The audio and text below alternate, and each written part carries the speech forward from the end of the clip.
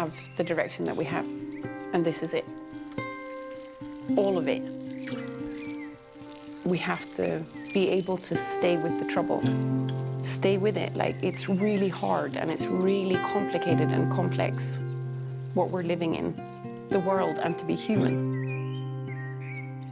That we have the capacity to hold so many things in ourselves at the same time, like the amazing beauty of a flower and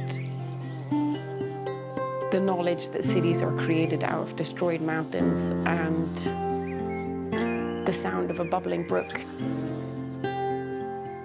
I hope that the future is something beyond my capacity to imagine it.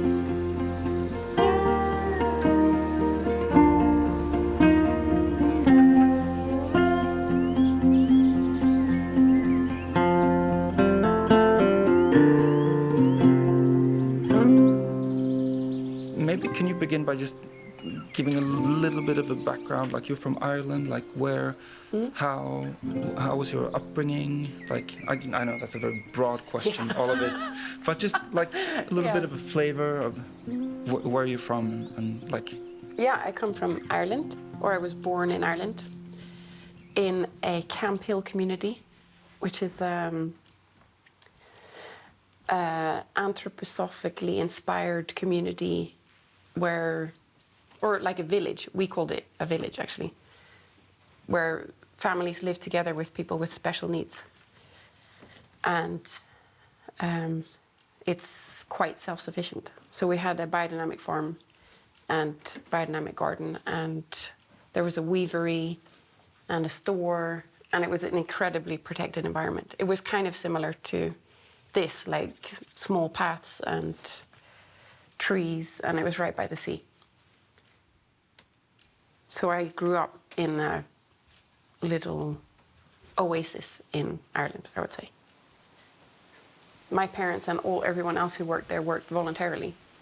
There was no wages, and there was no exchange of money at all. Like, we had a store, and that store brought in bulk organic produce, and then we went and like took a scoopful of nuts or a scoopful of rice and weighed it and then wrote down the price in a book. So each household had a page in a book in the store where you just wrote down what you'd taken. And each year, each household would make an assessment of approximately how much finances they would need. But there was no actual money. That there would be a question of market connected to food is completely, it was never part of my childhood, and it's not part of the Camphill model, and that I feel like is sound. Like, it really works, and it has to be like that. Like, separating food from the market, I think, is definitely a lesson that I want to see. From the economic market? From the economic market, yeah. That you should put pressure on the people who are maintaining the land and providing food and providing habitat, and also force them to know about and to engage in the economic market and competition, I think, is crazy. And it puts a crazy pressure on the environment. That you're forcing people to force environment into shapes that it doesn't want to take, and that no farmer wants to put it in, I don't think, either. Or gardener. So that's one thing. And the other thing, which I feel is super important, and I don't have such a clear idea of how that would happen, but is working together with people with special needs.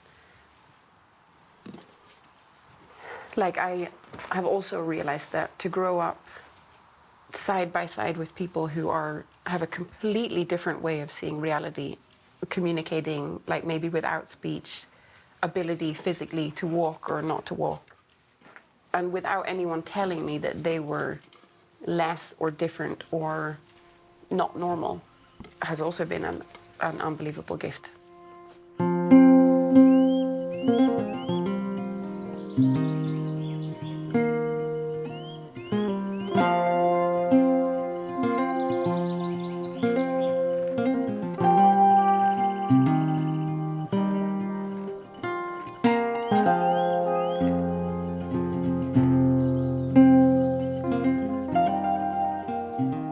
There are energies and beings that are all around us all the time.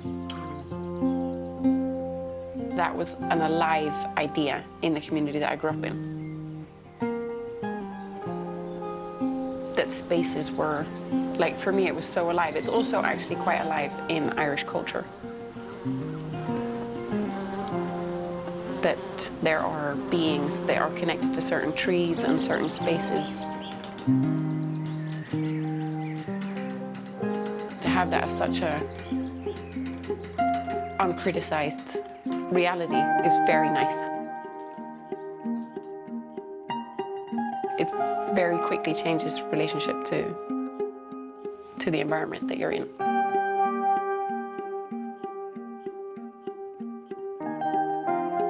It gives an immense freedom, I think. When you accept or live in the reality that everything is alive and everything is connected. And that's also including the cosmos. Like, it's very expansive way of seeing. I feel an enormous freedom in that. When I'm feeling attacked by different bugs or things, then I'm like, I'm allowed to have that feeling of being attacked. Like, I'm also participating in this. Me and all of my anxieties or stresses.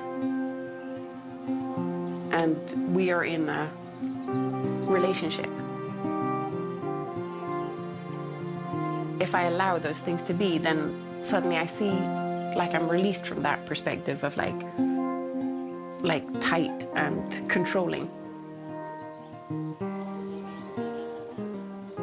And then I can lift out and see us all in a more or less harmonious dance.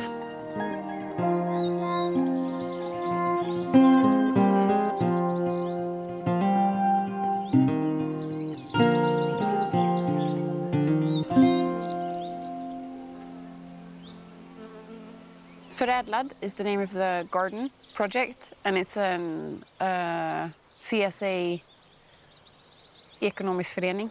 It's another one of those Swedish things that I really can't translate. And that concept and the name came out of me and the person who started this project. We both wanted to slow it down, like we wanted to be able to enjoy all the things that are wonderful about gardening without getting too caught up in the things that can go wrong or the pressure of finances. And I've, for a long time, have been förädling, and förädlad is a really nice Swedish word that is also not translatable into English. It's a transformation, so you could say it's food processing, but that doesn't say at all the same thing that förädlad does, because förädlad is also like making something more than it was, like, yeah. Enhancing? Enhancing, exactly, which is not a word that you would use in the same context in English. So it's a much nicer word, so there was no way that we could have any other name. But I've been doing a lot of fermenting, which is a form of förädling, like food processing. Lacto-fermenting vegetables, which was also something which I started as soon as I started gardening, because to take care of the big harvest that happens in August and September. Like, if you don't know where you're going to sell it, or also to be able to have food during the whole year. So I got interested in that, and then we integrated it into the project. So everything we grow is for fermenting. So we don't have to have the earliest salad or a pressure to get a lot of things out in the spring or the early summer. Like, we aim to have everything ready in the autumn so that we have time to take care of it and then store it and give it to our members throughout the year.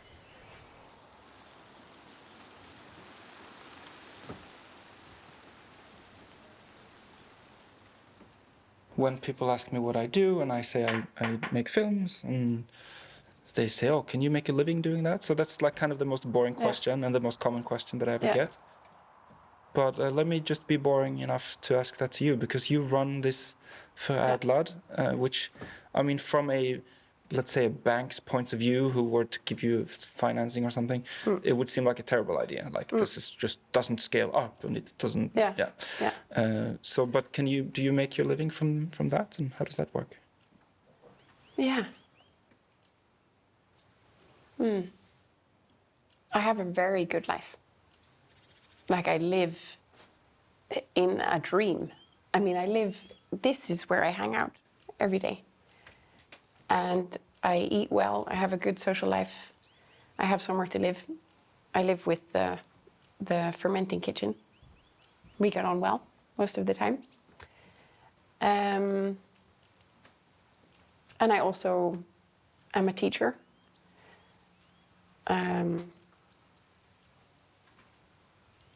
So I can't really come around to any other conclusion that I'm making a good living, like a really good living. And I've never died. Like, it's gone well so far. That's also the thing, I think, with this security thing. It's like, have you got any evidence to suggest that it's going to go terribly wrong? Because sometimes, of course I feel that. Sometimes I'm like, I've got no house insurance. Don't tell anyone.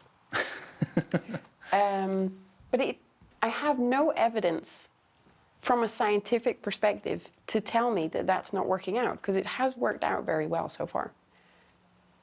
So yes, I make a good living. Recently I went to visit my sister who lives in Cambodia. And that was the first time I'd been, no, actually I've been also to visit my sister when she lived in Tanzania. So a couple of times I've been in places where people have a completely different daily reality and a completely different relationship to money. And that helps me when I feel insecure. I'm like, I am wealthy. Like, I am extremely financially wealthy. But you don't have house insurance. But I don't have house insurance. And most people in the world don't have that either. And I, compared to them, have so much money. You have a house. I have a house. Just if when I get into insecurity moments, I'm like, this is the reality of the world that we live in. And I am wealthy.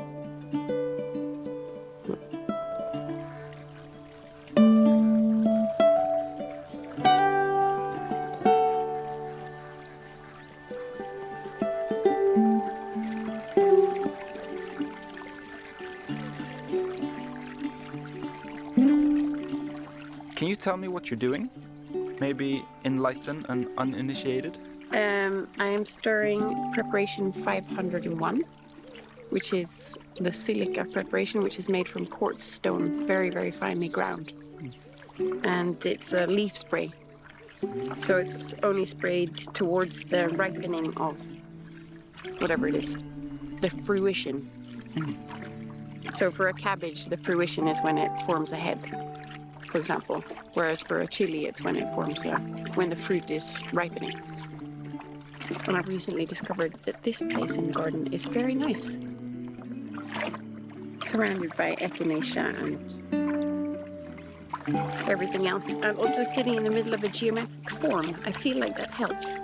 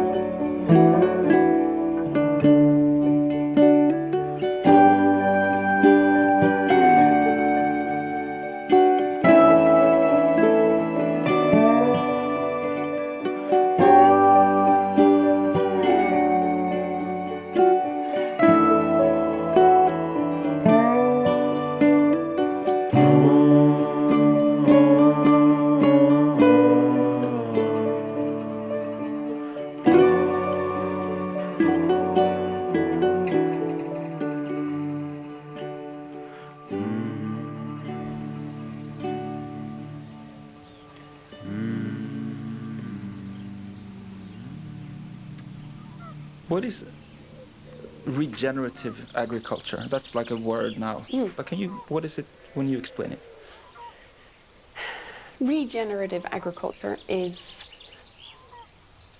coming to a place and making it more alive than it was before.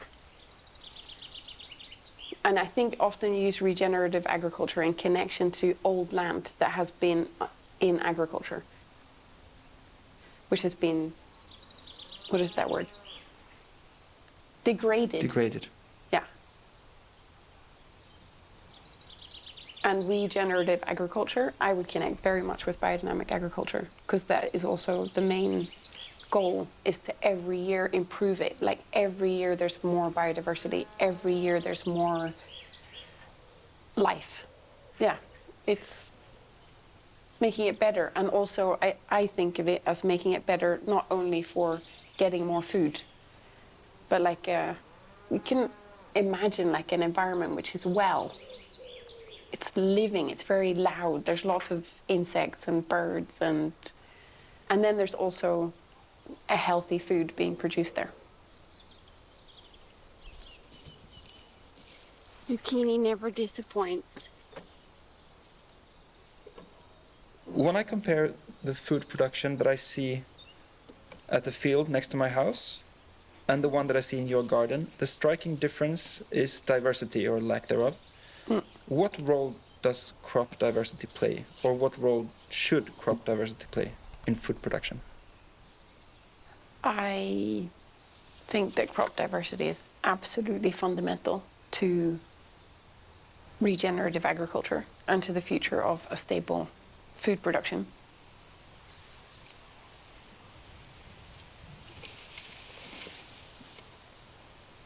Like monoculture, like we have many of just one plant, is incredibly draining on soil, and it's a starvation tactic for animals. Like you have a lot of food at one time and then everything dries up. It's a disaster for insects, and often is sprayed with chemicals to enable that completely unbalanced way of growing to continue. And also, like for me, I have a huge problem with different insects that attack cabbage, and a lot of them are due to the fact that around this area there are many people who grow monocultures of rapeseed.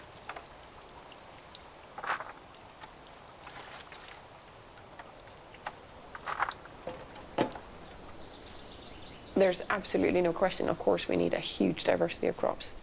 We need many more different kinds of vegetables also, and many more different kinds of grains. We've minimized, we've lost so many species, so many varieties of plants just within the last 100 years.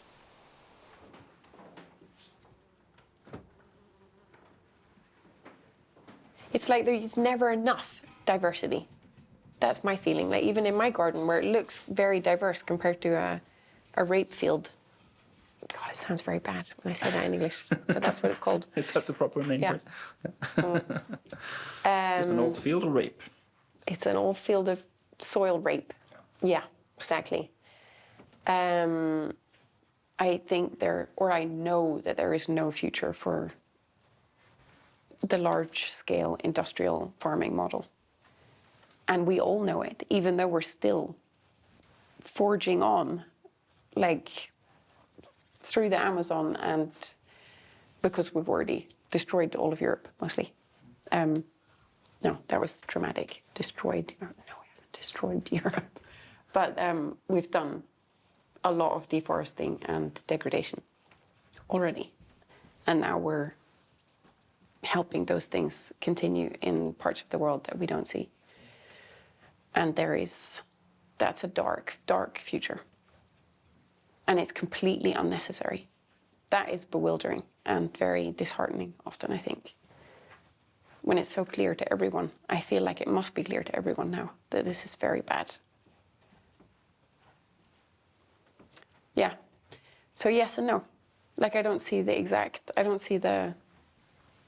route, but I also feel like it would be beneficial if we started making those the future stories. more than the dystopian mega cities with mega pig breeding, whatever horrible, nightmarish scenarios that people are willing to paint as a future, which is completely open, the future.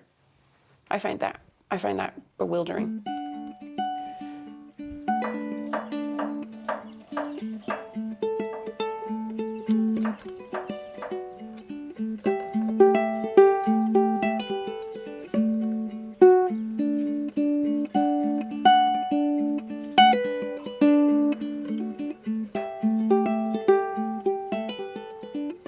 A lot of people are into fermented food because it's healthy. Like there's more and more evidence that shows that eating fermented food helps your physical and mental health because it makes your stomach happy, and when your stomach's happy, then your brain is happy. But for me, the amazing thing with fermented food is that you're so actively participating in the real world where there's loads and loads of millions and trillions of other organisms that are living with us all the time. And by fermenting, then you give them space and you see them in a way, even if I don't see them, obviously, because they're very, very small. But it's like acknowledging the reality of things for me. That you, lead the cabbage into its new life as sauerkraut is a beautiful thing. And I think it's interesting, like with gardening, where it's not actually me that does the work. I just provide the environment. Like I don't create beans. I'm so very far from knowing how to do that. I just make a space where beans can manifest themselves. And it's the same with fermentation. That I don't do the fermentation. I don't change raw beans into fermented beans that are sour and keep for a very long time. That's not what I'm doing. I'm just chopping vegetables and adding salt in a way that is very suitable for lactic acid bacteria.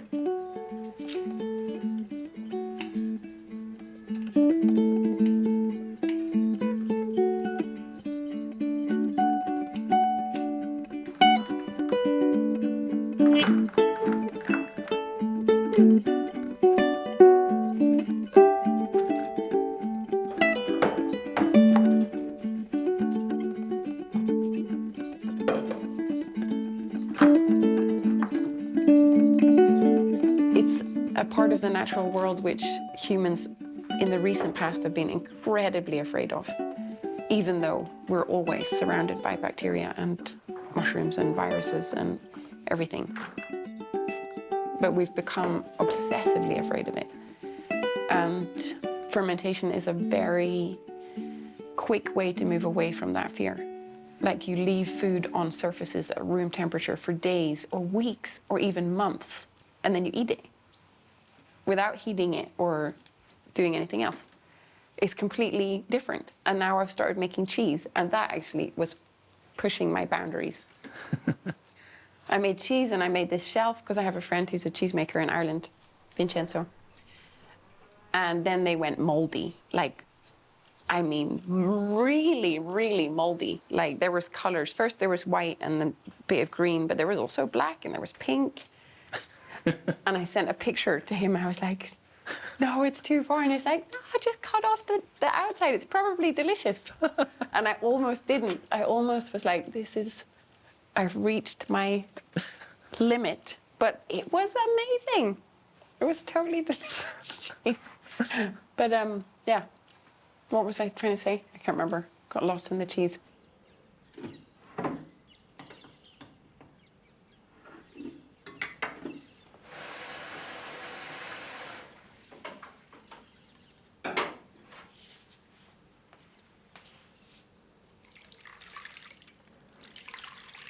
Generally, I avoid in my mind thinking about good or bad or wrong and right. We have had a trajectory that has been incredibly destructive. And I think more and more people are actively and consciously trying to engage with that difficulty.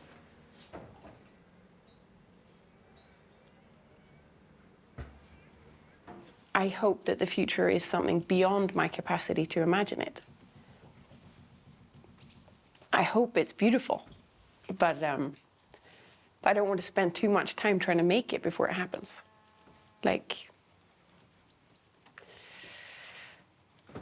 So that's a non-answer, kind of. But to stay with the trouble, to be able and to give space to the enormous difficulty of seeing what's happening and just stay with it. And things will change.